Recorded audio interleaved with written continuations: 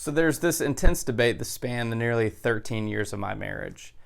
Jif versus Peter Pan peanut butter. Now don't laugh, this is serious stuff.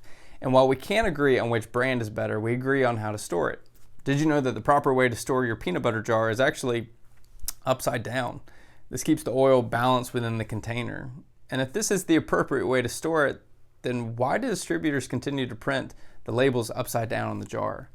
Over the last several months, we've been looking at the parables of Jesus from the Gospel of Luke, seeing through story how Jesus turns a backward world in the right direction.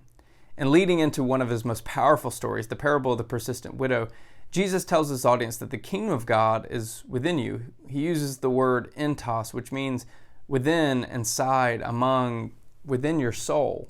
The other time that Jesus uses the word entos was when he told the Pharisees they were hypocrites because they make sure that the outside of their cup of their life is clean, but the entos, the inside of their cup, is full of corruption.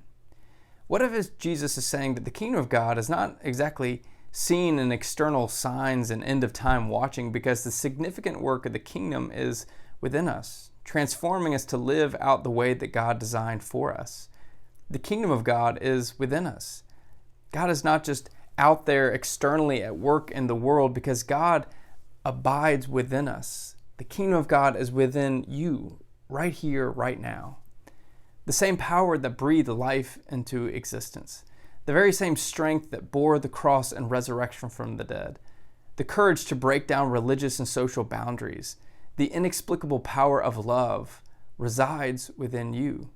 The kingdom of God is within you. So as we wrap up this series, seeing all the challenging ways in which Jesus is turning the world in the right direction, may we come to see that God's power dwells within us to be a part of such radical transformation in our lives and in the world.